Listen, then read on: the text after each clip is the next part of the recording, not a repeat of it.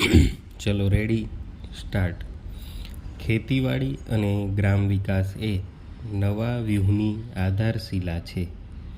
આ યોજનાના ગાળા દરમિયાન દર વર્ષે ખેતીવાડીમાં આશરે 4% વિકાસ થાય એવું લક્ષ્યાંક રાખવામાં આવ્યું છે.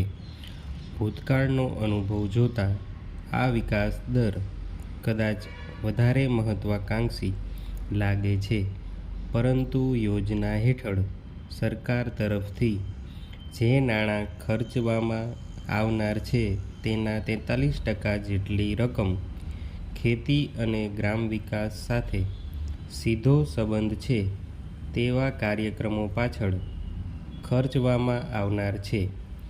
એ જોતાં એ સિદ્ધ થઈ શકે એમ લાગે છે. સિંચાઈના વિકાસ પર વધુમાં વધુ ભાર મૂકવામાં આવ્યો છે. 1,70,00,000 હેક્ટર જેટલી વધુ જમીન સિંચાઈ હેઠળ લાવવાનું ઠરાવવામાં આવ્યું છે. એમાંથી 80 લાખ હેક્ટર જમીન મોટી અને મધ્યમ સિંચાઈ યોજનાઓ હેઠળ અને 90 લાખ હેક્ટર નાની સિંચાઈ યોજના હેઠળ લાવવામાં આવશે. સિંચાઈ વિસ્તારના વિકાસ દ્વારા જે સિંચાઈની સગવડો કરવામાં આવી છે તેનો પૂરેપૂરો ઉપયોગ કરવાનો પ્રયાસ કરવામાં આવનાર છે. આના પરિણામે સંકલિત કાર્યક્રમ માટે કુલ 1,32,00,000 હેક્ટર જમીનમાં સિંચાઈની શક્તિની સગવડો થશે. ગામડામાં વિકાસના ફળના સમાન લાભ મળે એટલા માટે જમીન સુધારાના અસરકારક અમલ ઉપર ભાર મૂકવામાં આવી રહ્યો છે. એમાં ગણોતને લગતા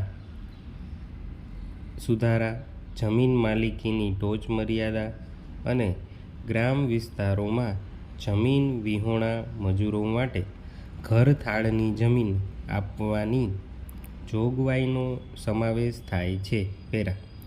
પશુ ઉછેર, ડેરી ઉદ્યોગ, મત્સ્ય ઉદ્યોગ અને વન વિકાસ જેવી ખેતીવાડી સાથે સંબંધ ધરાવતી પ્રવૃત્તિઓને પણ વધુ મહત્વ આપવામાં આવી રહ્યું છે. લાંબા સમય સુધી ચાલે એવી સાર્વજનિક અસ્કયામતો ઊભી કરવા માટે જ નહીં, પરંતુ રોજગારીની તકો ઊભી કરવા માટે પણ કામના બદલામાં અનાજનો કાર્યક્રમ અમલમાં મૂકવામાં આવી રહ્યો છે.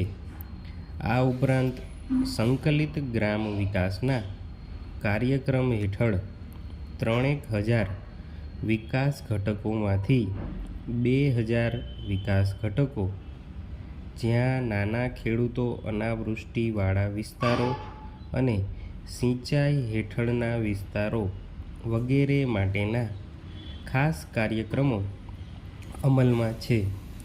એમાં ઘનિષ્ઠ વિકાસના કાર્યક્રમ હાથ ધરવાનું ઠરાવવામાં આવ્યું છે.